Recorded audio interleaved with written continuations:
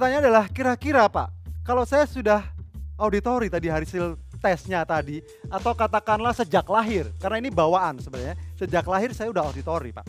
Kira-kira dalam perjalanan hidup saya, ya, kira-kira bisa berubah nggak Pak? Saya jadi visual atau jadi kinestetik. Menurut Anda yang studio bisa berubah nggak? Bisa Pak nggak? Yang di rumah?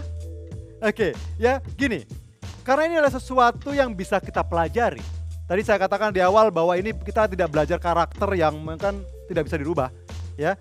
Jadi ini sangat bisa diubah menurut, ya, karena bisa dipelajari, bisa diubah, bisa ditingkatkan, ya, bahkan 180 derajat. Oke. Nah, kalau memang Anda dengan sengaja, ya Mbak Menor, oke, belajar untuk mengenai visual dari kinestetik ini, Anda bisa merubahnya dengan kesadaran Anda. Kayaknya auditori itu kelemahannya adalah kemampuan bicara secara verbal.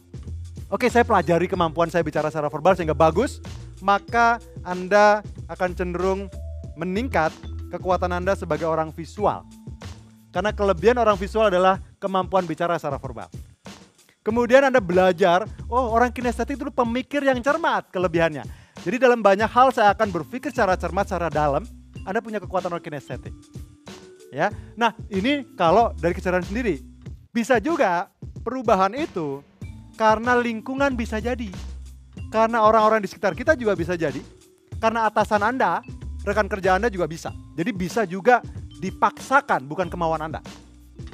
Contoh misalnya, ya, buat Anda yang di rumah atau yang studio, ya, yang buat Anda yang punya katakanlah anak masih balita gitu, ya, saya mau tanya dulu gitu.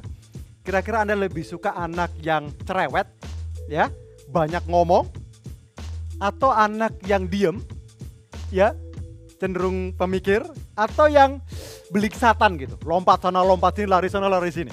Lebih milih yang mana? Yang di studio lebih milih mana? Ya, apakah yang tadi cerewet, ya? Mungkin Anda pikir, wah yang diem nih kayaknya penurut dan sebagainya, ya.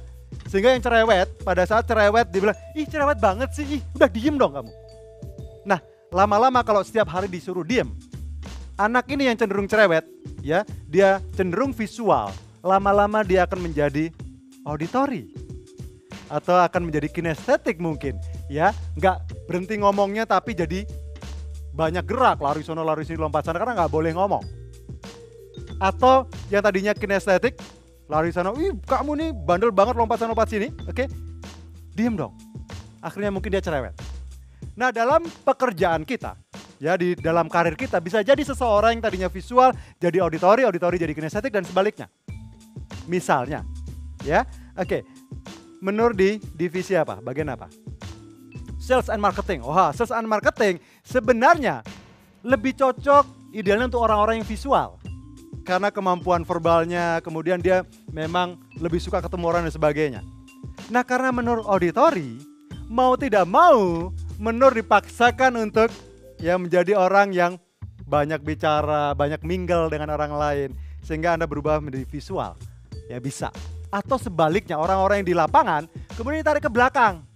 Di back office, disuruh diam, disuruh mikir. Lama-lama visual jadi kinestetik.